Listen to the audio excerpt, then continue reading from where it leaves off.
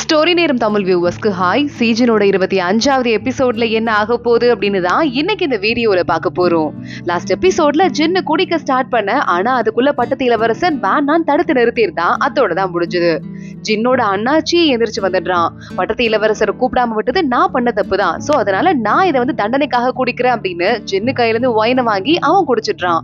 இப்ப எல்லாரும் உட்காந்துக்கலாம் அப்படின்னு. இந்த பக்கம் பார்த்தா நம்ம சிசியோட வீட்டுல அவங்க அப்பாவும் ஷானும் ஜாலியா விளையாடிக்கிட்டு இருக்காங்க. சிசியோட அக்காவோட குழந்தையோட. சிசியோட அக்காவும் வேடிக்கை பார்த்துட்டு இருக்கும் போது அவங்க அப்பா குழந்தைங்க கூட விளையாடுற வயசுலாம் தாண்டிட்டேன் போல, பயங்கரமா முதுகு வலிக்குது அப்படின்னு வந்து உட்காந்துட்டு இருக்காரு. பாப்பா கூட விளையாடுறதுக்கு எனக்கு ஸ்ட்ரென்த் இல்ல, போய் சிசிய கூட்டிட்டு வாங்கன்னு சொல்ல, அப்போ சிசி வீட்ல இருந்து வந்திருக்க வேலைக்கார பையன் சிசி மேடம் விருந்துக்கு கிளம்பி போயிட்டாங்க அப்படின்னு சொல்லிடுறான். ஷான் ஒரு பக்கம் ஷாக் ஆயிடுறான், அப்பா ஒரு பக்கம் ஷாக் ஆயிடுறாரு. என்ன நடக்குது, நான் இப்பவே போய் என் பொண்ணை கூட்டிட்டு வரேன் அப்படின்னு கிளம்ப ஆரம்பிக்க அவங்க அக்கா உடனே வந்துட்டு, அப்பா என்ன பண்றீங்க, நம்ம போறது மூத்த இளவரசன் வீட்டுக்கு, அதுவும் இல்லாம கண்ட ஆளுங்களையும் பார்த்து சிசி எல்லாம் மயங்க மாட்டா, அவ மனசுல ஏற்கனவே வேற ஒருத்தர் இருக்காரு அப்படின்னு சொல்ல, அப்படியா யார் அது அப்படின்னு அவங்க அப்பா கேக்குறாரு. குட்டி பொண்ணு கத்த ஆரம்பிக்கிறா, ஜின் அங்கிள் ஜின் அங்கிள் அப்படின்னு சொல்லிட்டு. எனது இந்த கதை வேற எனக்கு தெரியாது அப்படின்னு அவங்க அப்பா ஷாக் ஆயிட்டு இருக்க. ஷான் திருன்னு முழிச்சிட்டு இருக்கான். இது நிஜமாடா, உனக்கு தெரியுமாடா அப்படின்னு கேட்க, ஆமாப்பா அப்படின்னு சிக்னல் கொடுக்குறான். அந்த பையன் பார்க்க நல்லதா இருக்கான், இல்லன்னு சொல்லல, ஆனா சாதாரண வேலையில இருக்கான். நம்ம பொண்ணெல்லாம் வச்சு காப்பாத்துற அளவுக்கு உனக்கு தகுதியே இல்ல, புரியுதா? என் பொண்ணு மனசை நான் எப்படியாவது மாத்தியே ஆகணும். இந்த மாதிரி ஒண்ணுமே ஒருத்தே இல்லாத பசங்க கூட எல்லாம் எப்படிடா அவன் தங்கச்சியை பேச விட்டுருக்க அப்படின்னு அவங்க அப்பா கண்ணா பின்னாடி திட்டிக்கிட்டு இருக்காரு. ரொம்ப வீரமான பையன்பா, நம்ம தங்கச்சியை நல்லா காப்பாத்துவான்ப்பா அப்படின்னு பின்னாடியே போயிட்டு ஷான் பேசிக்கிட்டு இருக்கான். நான் என்ன பண்றேன்னு பாருன்னு அவங்க அப்பா அங்க இருந்து கிளம்பிடுறாரு. இங்க சிசி ஜின் எல்லாம் இருக்கிற விருந்துல ஒரு புது டிஷ் ஒன்னு சர்வ் பண்றாங்க. இது ரொம்பவே சூப்பரான டிஷ், ஆனா சூடா குடிக்கணும், எல்லாரும் சாப்பிடலாமா அப்படின்னு அங்க இருக்கிற பொண்ணு கேட்க, சிசி எடுத்து வாயில வைக்கிறா. இவளோட சூப்ல மட்டும் எக்ஸ்ட்ராவா ஓவரா பெப்பர் போட்டிருக்காங்க போல. என்னம்மா பெப்பர் கொஞ்சம் ஓவரா இருக்கதாலும் உன்னால குடிக்க முடியலையா என்ன? இந்த டிஷ்லயே பெப்பர் தான் ரொம்ப ஃபேமஸ் அப்படின்னு சொல்ல, ஓ சரி அப்படியா, அது எனக்கு தெரியாது, ஆனா என்ன கொஞ்சம் ஓவரா என்னதுல எக்ஸ்ட்ராவா பெப்பர் இருக்கதால இங்க இருக்க யாருக்கும் மேனஸ் இல்லைன்னு மட்டும் எனக்கு நல்லா தெரியுது அப்படின்னு சிசி சொல்லிக்கிட்டு இருக்கா. கிரவுன் பிரின்ஸ் காதுல விழுது, யார் அந்த பொண்ணு அப்படின்னு கேட்க, சிசி அப்படின்னு சொன்னதும் இந்த ஊர்லயே ரொம்ப அழகான பொண்ணுன்னு எல்லாரும் சொல்றாங்க. அவளா, எங்க அந்த பொண்ணை இங்க வர சொல்லு அப்படின்னு கூப்பிட ஜின்னு பாக்குறான். நடுவுல ஸ்கிரீன் போட்டிருக்கிறது எதுக்காக, ஒருத்தங்களோட முகத்தை டைரக்டா பார்த்து அவங்களுக்கு ஆக்வர்டா கொடுக்க கூடாதுங்கிறதுக்காக தான். இப்ப எதுக்கு பார்க்க சொல்றீங்கன்னு கேட்க, நான் பார்த்தே ஆகணும், ஸ்கிரீனை எடுங்கன்னு கிரவுன் பிரின்ஸ் உத்தரவு போடுறான். நடுவுல இருக்கிற ஸ்கிரீன் எடுத்துடுறாங்க. சிசி எந்திரிச்சு நின்னு கிரவுன் பிரின்ஸுக்கு வணக்கம் அப்படின்னு சொல்லிக்கிட்டு இருக்கா. பார்க்கவும் அழகா இருக்க, வார்த்தையும் ரொம்ப அழகா பேசுற, உனக்கு இன்னொரு கிஃப்ட் வச்சுட்டு இருக்கேன் அப்படின்னு. இவளுக்கு ஏற்கனவே காரம் ஒத்துக்காதுன்னு தெரிஞ்சு இன்னும் காரமான ஒரு சாப்பாடை கிரவுன் பிரின்ஸ் கொடுக்குறான். சிசி பார்த்துட்டு இருக்கா, நானும் உங்களுக்கு எதையாவது கொடுக்கணும் அப்படின்னு ஆசைப்படுறேன். ஏற்கனவே நீங்க எனக்கு ஏற்கனவே ஒரு பொண்ணா மதிச்சு எப்படி ஒரு பொண்ணு கிட்ட பேசணும் அப்படின்னு சொல்லல, ஒரு பொண்ணே ஸ்கிரீனுக்கு பின்னாடி இருக்கும் போது அவளை பார்க்க கூடாதுங்கிற அறிவு கொஞ்சம் கூட இல்லாம நீங்க இப்படி பேசிட்டு இருக்கீங்க. உங்க தம்பியை கூட உங்களுக்கு மதிக்க தெரியலங்கிறதால எனக்கு நீங்க காரமான சாப்பாடு கொடுத்த மாதிரி நான் உங்களுக்கு ஸ்வீட்டான சாப்பாடு கொடுக்குறேன், அதை சாப்பிடாவது கொஞ்சமாவது உடம்புக்குள்ள ஸ்வீட்னஸ் வரட்டும்னு சொல்ல கிரவுன் பிரின்ஸ் செம்ம ஷாக் ஆயிடுறான். எவ்வளவு தைரியம் அப்படின்னு முகத்துல டீயை ஊத்துறதுக்கு போக நடுவுல ஜின்னு எந்திரிச்சு நின்னு அதுக்குள்ள கிரவுன் பிரின்ஸ் மூஞ்சில சுட சுட டீயை ஊத்திடுறான். அவ்வளவுதான், ராஜா கிட்ட பிரச்சனை போயிடுது. எல்லா பிரின்ஸும் போய் நிக்கிறாங்க. ஜின்னோட அம்மா வேற வந்துட்டு இருக்காங்க. நான் சரியா ஏற்பாடு பண்ணலப்பா, என்ன மன்னிச்சிருங்கப்பா அப்படின்னு கால்ல விழுந்துற. எல்லா பசங்களும் சின்ன பசங்க, கொஞ்சம் சண்டை வந்தாலே ரொம்ப பெருசா தெரியும், அவ்வளவுதான், வேற ஒண்ணும் இல்ல, தண்டிக்காதீங்க அப்படின்னு ஜின்னோட அம்மா சொல்லிக்கிட்டு இருக்காங்க. இங்க பாருங்க, நான் ஒண்ணும் பண்ணல, நான் என்ன தப்பு பண்ணாங்களோ அதுக்கு தான் தண்டனை கொடுத்தேன் அப்படின்னு ஜின்னு சொல்லிக்கிட்டு இருக்கான். இன்னைக்கு யாரையும் விட போறது இல்ல, எல்லாருக்கும் தண்டனை இருக்குன்னு ராஜா கத்த ஆரம்பிக்கிறாரு. அத்தனை பேரும் மண்டி போட்டுட்டு இருக்காங்க. அப்போ ராஜாவோட அசிஸ்டன்ட் நீங்க மத்த எல்லாருக்கும் தண்டனை கொடுக்கலாம், ஆனா ஜின்னு கிட்ட இளவரசர் பதவியும் கிடையாது, அதனால நம்ம அவருக்கு தண்டனையே கொடுக்க முடியாது, அரண்மனையோட சட்டம் எதுவுமே ஜின்னுக்கு செல்லாதுன்னு சொல்ல, என் சொந்த பையனுக்கு தண்டனை கொடுக்கறதுக்கு எனக்கு உரிமை கிடையாதா, இன்னும் எந்த இளவரசன் பதவி மிச்சம் இருக்கு அப்படின்னு கேட்க, யான் இளவரசன் அப்படின்னு அசிஸ்டன்ட் சொல்றாரு. அப்போ இன்னையில இருந்து நான் ஜின்னுக்கு யான் இளவரசன் பட்டத்தை கொடுக்குறேன், இனிமே அவன் சாதாரண ஜின் இல்ல, யான் இளவரசன் சொல்ல மத்த எல்லாரும் ஷாக் ஆயிடுறாங்க. ஜின்னோட அம்மாவே எனக்கு ஏன் அவசரப்படுறீங்கன்னு கேட்க, இங்க பாரு, உனக்கும் பொறுப்பு இருக்கு, நீயும் போய் நீ பண்ண தப்புக்கு பிள்ளைங்களை நல்லா வளர்க்கலையேன்னு கொஞ்சமாவது சோகமாறு அப்படின்னு அவங்க அப்பா அங்க இருந்து அனுப்பிடுறாரு. ஜின்னு மட்டும் நின்னுட்டு இருக்கான். எல்லாரும் கிளம்பி போயிடுறாங்க. என்ன எப்பவுமே வெறும்னே ஜின்னாவே இருக்க விடுறேன்னு சொன்னீங்க, இன்னைக்கு யான் ஆக்கிட்டீங்க அப்படின்னு நம்ம ஜின்னு கேட்க, இங்க வா பக்கத்துல வந்து உட்காரு, உனக்குன்னு பிடிச்ச சில பேரை நீ காப்பாத்தணும் அப்படின்னா உன்கிட்ட அதிகாரமும் பவரும் இருக்கணும், புரியுதா, இல்லைன்னா எல்லா பழியையும் தூக்கி ஓ மேல போட்டுருவாங்க, இப்போதைக்கு போ, இனிமே இருக்கிற பொறுப்பை பார்த்து பத்திரமா ஹேண்டில் பண்ணுன்னு சொல்ல, போயிட்டு வரேன்ப்பா அப்படின்னு ஜின்னு கிளம்புறான். இவன் மேல கோவப்படுற சாக்கை யூஸ் பண்ணிட்டு எப்படி இவனுக்கு இளவரசன் பதவி கொடுத்தேன் பாத்தியா அப்படின்னு ராஜா சிரிச்சுக்கிட்டு இருக்காரு. கரெக்டா இங்க இந்த சீயோட அம்மா பேசிட்டு இருக்காங்க. இவனுக்கு ஜாதகத்திலே துரதிருஷ்டம் இருக்கு, இப்ப வரையும் என்னை விடாம கூடவே பிடிச்சு தொங்கிக்கிட்டு இருக்கான் பாரு, இவனை எப்படிதான் வந்துட்டு என்னால அவுத்து விட முடியுமோ தெரியல அப்படின்னு சொந்த பையனை பத்தியே திட்டிக்கிட்டு இருக்காங்க. அப்போ சீ வந்து பக்கத்துல உட்காடுறான். அம்மா ராஜா இவ்வளவு கோவமா இருக்காரு அப்பா, ஆனா அப்பவும் இவனை தண்டிக்கிறேன் அப்படிங்கிற சாக்குல அவனுக்கு பதவி கொடுத்திருக்காரு. ஏமா அப்பா என்ன நினைக்கிறாருன்னு கேட்க, உங்க அப்பாவை பத்தி எதையுமே உறுதியா சொல்ல முடியாதுடா, எனக்கு பதவி கொடுக்குற மாதிரி கொடுத்துட்டு நாளைக்கு எல்லா பழியையும் தூக்கி அவன் மேல போட்டு அவனை ஒண்ணும் இல்லாம பண்ணிடுவாரு. ஆனா எவ்வளவு முடியுதோ அவனை நீ க்ளோஸாவே வச்சுக்கோ, அப்பதான் அவனால அவன்கிட்ட எவ்வளவு யூஸ கறக்க முடியுமோ கறந்துக்க முடியும்னு சொல்ல, நீங்க சொல்ற மாதிரியே செய்யறமா அப்படின்னு சீ சொல்லிக்கிட்டு இருக்கான். இங்க நம்ம நேரா நம்ம ஜின்னோட வீட்டுக்கு வந்து பேசிடணும் அப்படின்னு சிசியோட அப்பாவும் அண்ணனும் வந்துடுறாங்க. கதவை தட்டுறாங்க. ஜின்னு வீட்டுல தான் ஆள் இல்லையே, அதனால சரி ஓகே இவனை பத்தி இன்னும் கொஞ்சம் டீடைல்ஸ் எல்லாம் கலெக்ட் பண்ணிட்டு வரலாம் அப்படின்னு நேரா கிளம்பி நம்ம ஜட்ஜை பாக்குறதுக்கு போயிடுறாங்க. ஜட்ஜி கிட்ட போயிட்டு, இங்க பாருப்பா அந்த ஜின்னு இருக்கான்ல அவனை பத்தி பேசுறதுக்கு தான் வந்திருக்கோம், அவனுக்கு ஏதோ ஃபேமிலி இருக்கு போல பேக்ரவுண்டு மறைச்சு வச்சுட்டு இருக்கான், அது என்ன எதுவும் பெரிய செல்வாக்கு இருக்கிற ஃபேமிலியா என்ன, இல்ல அப்பா அம்மாவே இல்லாத அனாதை பையனா, எதனால எதையும் மறைச்சு வச்சுட்டு இருக்கான்னு கேட்க, இல்லங்க அவனோட ஃபேமிலி இருக்கே அப்படின்னு ஜட்ஜி சொல்ல வரான். ஜட்ஜுக்கு எல்லா உண்மையும் ஏற்கனவே தெரிஞ்சிருக்கு. சொல்லுப்பா பரவாயில்ல, அனாதை பையனா இருந்தாலும் எங்களுக்கு எந்த பிரச்சனையும் கிடையாது, ஆனா என்ன என் பொண்ணு நல்லா பாத்துக்கிட்டா எங்களுக்கு அது போதும்னு சொல்ல, ஜட்ஜு பக்கத்துல இருந்து உட்காந்துக்கிட்டு நம்ம ராஜா இருக்காருல அப்படின்னு சொன்னதும், அம்மா ராஜா அப்படின்னு பாத்துட்டு போயிட்டு அவங்க அப்பா என்னன்னு கேக்குறாரு. நம்ம ராஜாவோட 7வது இளவரசன் தான் ஜின்னு, வேற யாரும் இல்லைன்னு சொல்ல, ஷான் ஒரு பக்கம் ஹார்ட் அட்டாக்கே வர அளவுக்கு ஷாக் ஆயிட்டு இருக்கான். அவங்க அப்பா அப்படியே உறைஞ்சு போய் உட்கார்ந்துட்டு இருக்காரு. சார் என்னாச்சு சார் அப்படின்னு கேட்க, அவங்க அப்பா சிரிச்சுட்டே சும்மா காமெடி பண்ணாதப்பான்னு சொல்ல, ராஜாவோட 7வது பையன் தான் ஜின்னு, நான் சொல்றதுல எந்த மாற்று கருத்தும் இல்ல, அந்த உண்மை இன்னும் பெருசா வெளியே யாருக்கும் தெரியலன்னு சொல்ல, அவங்க அப்பா அவசர அவசரமா என்ன நடக்குதுங்க அப்படின்னு கிளம்பி ஓடிட்டு இருக்காரு.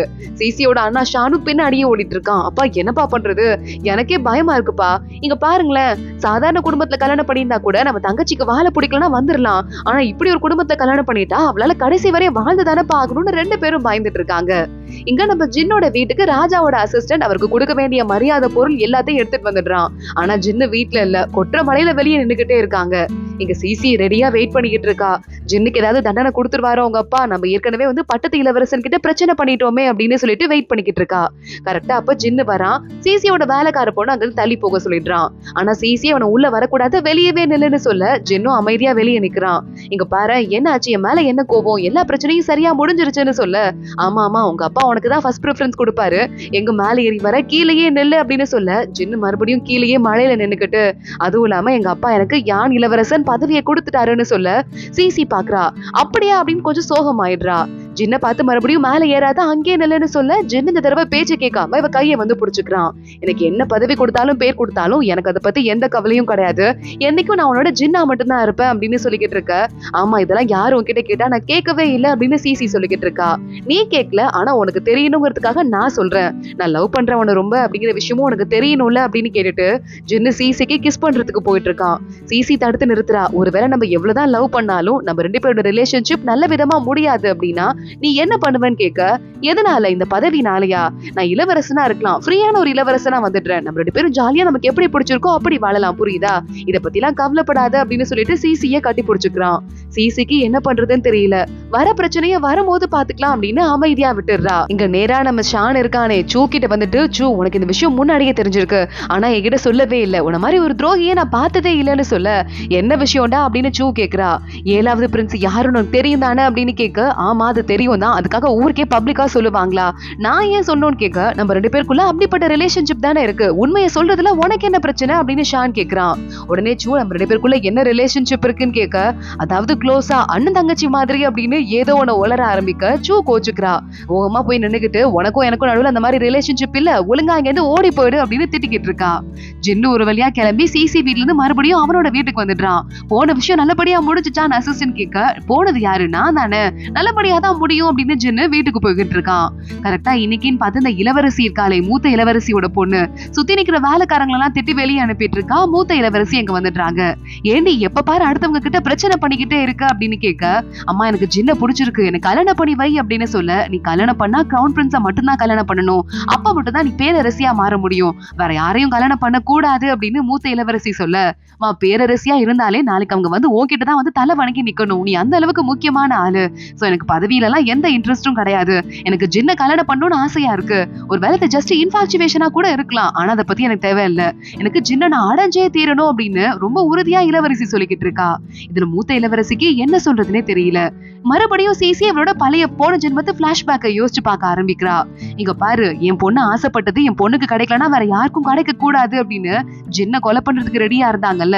அதை யோசிச்சு பார்த்துட்டு என்ன பண்றது, எப்படி இந்த தடவை என்னோட வாழ்க்கையை காப்பாத்திக்கிறது அப்படின்னு சொல்லிட்டு இன்னொரு பக்கம் ஜின்ன லவ் பண்றேன்னு ப்ரப்போஸ் பண்ணா.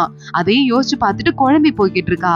ஜின்னு காலையில வீட்டை விட்டு வெளியே வரா. ராஜாவோட அசிஸ்டன்ட் வந்துட்டாரு. இளவரசனுக்கான தனி வீடு ரெடி ஆயிடுச்சு, இங்க வந்து பாருங்க அப்படின்னு கூட்டு போறாங்க. ஒரு பெரிய அரண்மனைக்கு ஜின்னு இப்ப போயிடுறான். போயிட்டு ஒவ்வொரு இடமா பார்த்து எல்லாம் கரெக்டா இருக்கான்னு கேட்க ஏதோ ஒண்ணு குறையிற மாதிரி இருக்கு அப்படின்னு சிசி உட்காந்து ஊஞ்சல் ஆடுறதெல்லாம் யோசிச்சு பார்த்துட்டு, இங்க ஒரு ஊஞ்சல் வைங்க, இந்த இடத்துல அழகான ஒரு டேபிள் வைங்க, உட்காந்து எழுதுறதுக்கு சாப்பிடுறதுக்குலாம் அப்படின்னு சிசிக்காக ஒவ்வொன்னையும் சொல்லிக்கிட்டு இருக்கான். கரெக்டா அந்த வீட்டை பாக்குறதுக்கு நேரா அந்த நேரத்துக்கு ஜட்ஜ் அங்க வந்துடுறாரு. உள்ள போய் சுத்தி பார்த்துட்டே நம்ம சின்ன பாத்துடுறாரு. 7வது இளவரசன் யானுக்கு வணக்கம் அப்படின்னு அவர் ஒரு வணக்கத்தை போட்டுட்டு இருக்க, என்ன நம்ம கிட்ட ஓவர் மரியாதையா பிஹேவ் பண்ணிட்டு இருக்கான் இவன், நம்ம அப்பா கிட்டயே டைரக்டா தானே பேசுவான் அப்படின்னு ஜின்னு பாத்துட்டு இருக்கான். நீங்க வந்திருக்கீங்க, அதுவும் இளவரசன் ஆயிருக்கீங்கிறதால உங்களுக்கு எக்கச்சக்கமா கிஃப்ட் கொண்டு வந்திருக்கேன், எல்லாத்தையும் உள்ள தூக்கிட்டு வாங்க அப்படின்னு இவன் சொல்ல, யாருமே வரல, வெறும் காத்தை பார்த்துட்டு இதை இங்க வைங்க அதை இங்க வைங்க அப்படின்னு நம்ம ஜட்ஜ் இருக்கானே வெறும் வாயிலேயே வடை சுட்டுட்டு இருக்கான். தங்கத்திலே பண்ண ஆமையும் உங்களுக்காக எடுத்துட்டு வந்துட்டு இருக்கேன்னு வெறும் கையை காட்ட ஜின்னுக்கு நல்லா புரிஞ்சிருது கலாய்க்கிறதுக்காகவே வந்திருக்கான் அப்படின்னு. இவ்வளவு காஸ்ட்லியான கிஃப்ட வாங்குறதுக்கு நான் புண்ணியம் பண்ணிருக்கேன்னு சொல்லணும், ரொம்ப தேங்க்ஸ் அப்படின்னு ஜின்னு சொல்ல பார்த்துட்டு ஜட்ஜ் சிரிக்க ஆரம்பிக்கிறான். 2 பேரும் ரொம்ப க்ளோஸ் ஃப்ரெண்ட்ஸாவே ஆயிடுறாங்க. இப்ப பார்த்தா நமக்கு நியோவை காட்டுறாங்க. சிசியோட அக்காவை காப்பாத்தினால ஊர்ல அந்த பையன், இப்ப அந்த பையன் மறுபடியும் இந்த ஊர்லயே ஒரு வேலையை வாங்கிட்டு வந்துட்டு இருக்கானா. நான் ஏன் வந்துட்டு இருக்கேன்னு உனக்கு தெரியும் நினைக்கிறேன் அப்படின்னு சிசியோட அக்கா கிட்ட சொல்ல அவ சொல்லிட்டு இருக்கா, நான் யாரையும் கல்யாணம் பண்ணிக்கிற ஐடியால இல்ல, என் பொண்ணு இப்ப வளர்ந்துட்டே இருக்கா, வயசாயிட்டே இருக்கா, அவளுக்கு இன்னொரு 6-7 வருஷத்துல நான் அவளுக்கு கல்யாணம் பண்ணணும், அந்த ஒரு நாளையும் அவ கூட வாழணும்னு ஆசைப்படுறேன், கல்யாண வாழ்க்கையில இருந்து நம்பிக்கையே போயிடுச்சுன்னு சொல்ல நீயோ பாக்குறான். 7 வருஷம் நான் வெயிட் பண்ணிட்டேன், இதுக்கு மேல ஒரு 7 வருஷம் நான் வெயிட் பண்ண மாட்டேன்னா என்ன, நீ என்ன எவ்வளவு நாள் ஆனாலும் பரவாயில்ல, எத்தனை வருஷம் ஆனாலும் பரவாயில்ல, நான் உனக்காக வெயிட் பண்றேன் அப்படின்னு சொல்லிட்டு நீயோ அங்க இருந்து போயிடுறான். இங்க கரெக்டா அரண்மனையில வேலையை முடிச்சுட்டு நம்ம ஜட்ஜ் வெளியே வந்துட்டு இருக்கும் போது மறுபடியும் ஃபூச்சிங் இளவரசி இருக்கால, அவளோட பொம்மை பறவை கீழே விழுந்துருது. அதை எடுத்து கையில கொடுக்குறான். ஹை நீங்களா, நல்லா இருக்கீங்களா அப்படின்னு ஃபூச்சிங் கேட்டுக்கிட்டு இருக்கா. பட்டம் விடலான்னு போனேன், ஆனா என்னால பட்டம் விடுறத பார்க்க முடியாதுல்ல, வேஸ்ட்னு ஃபூச்சிங் சொல்ல, பேசுற பட்டம் இருக்கு, அதை அடுத்த தடவை நான் எடுத்துட்டு வரேன் அப்படின்னு அவகிட்ட வாக்கு கொடுத்துட்டு ஜட்ஜ் அங்க இருந்து கிளம்பி போயிட்டு இருக்கான். இங்க மறுபடியும் சிசியோட அண்ணா பேச ஆரம்பிக்கிறான் சூ கிட்ட, என் தங்கச்சி அப்படிப்பட்டவ இப்படிப்பட்டவ அப்படின்னு மறுபடியும் தங்கச்சி போறானோ. சூ பாக்குறா, இவனோட தொலை தாங்க முடியல, ஏன்னா அப்படி பண்ணிக்கிட்டு இருக்க, உன் தங்கச்சி யாரையாவது லவ் பண்ணா என்ன, பண்ணிட்டு போட்டுமே அப்படின்னு திட்ட ஆரம்பிச்சுட்டு அடுத்த நூடுல்ஸ் பவுல் ஆர்டர் பண்ணி சாப்பிட்டுக்கிட்டு இருக்கா. இங்க நம்ம ஜின்ன பாக்குறதுக்கு நேரா சிசியோட அப்பா போயிட்டு, நீ ரொம்ப நல்லவன் தான்ப்பா, வல்லவன் தான், அது மட்டும் இல்லாம பெரிய ஆளா வேற இருக்க அப்படின்னு சொல்ல, ரொம்ப தேங்க்ஸ் அங்கிள் அப்படின்னு ஜின்னு சொல்றான். ஆனா எப்படி இருந்தாலும் என் பொண்ணை உன்னை நம்பி ஒப்படைக்க முடியாதுன்னு சொல்ல ஜின்னு ஷாக் ஆயிட்டு பாத்துட்டு இருக்கான். அதோட தான் இந்த எபிசோட் முடியுது. அடுத்தடுத்து என்ன ஆக போது தொடர்ந்து பார்க்கலாம். இந்த வீடியோவை லைக் பண்ணிக்கோங்க, மறக்காம நம்ம சேனலுக்கு சப்ஸ்கிரைப் பண்ணிட்டு பெல் ஐக்கனையும் கிளிக் பண்ணிக்கோங்க. அடுத்த வீடியோல பார்க்கலாம். அது வரைய பாய்.